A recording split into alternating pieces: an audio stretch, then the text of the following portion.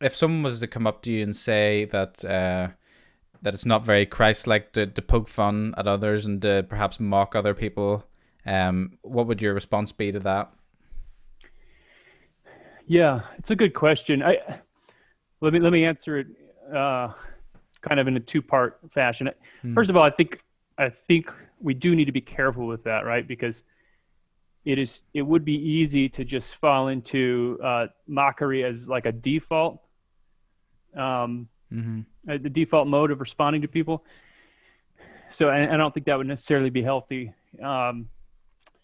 As we see when C.S. Lewis wrote the Screw Tape Letters, he said he didn't ever want to write anything like that again, because after a while he started to think like a demon.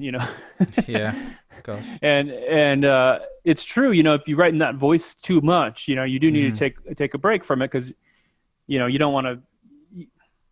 I think satire is weak if it deconstructs everything, right? You Mm-hmm. need to have something that you're pointing towards, and not Mm-hmm. just the cynical, everything is stupid, let's tear down everything, tear it all Yeah. down. That's cynical and hopeless and bleak. So on the one hand, I think we don't always need to mock. On the other hand, the prophets constantly mocked. Jesus mocked his opponents. Mm-hmm. Paul the apostle mocked the Judaizers. Um, so I think that mockery is one of the rhetorical tools that God has given us for Mm-hmm. communication. It's not the only tool. You don't Mm-hmm. only want to do that all the time, but I do think that it is something that can be useful and can be valuable.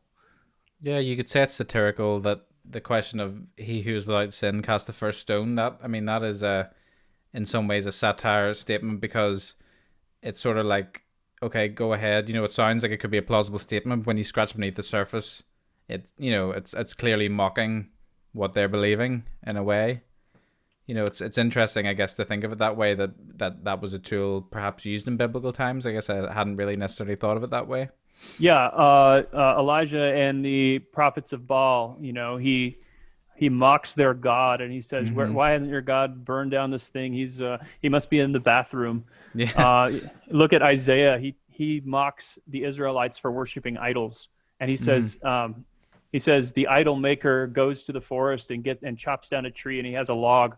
He burns one end in the fire, and he takes the other end and carves it into a god to worship.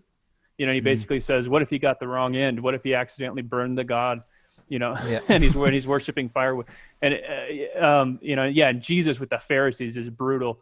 Calls them a brood of vipers. Mm. He Yeah. says it's easier for a camel to fit through the eye of a needle than for a rich man to enter the kingdom of heaven. You Mm. look at some of his parables. There's just it's full of satire and humor and mockery and ridicule. So it's definitely not sinful in and of itself, but I would caution that that doesn't mean that we always need to be mocking.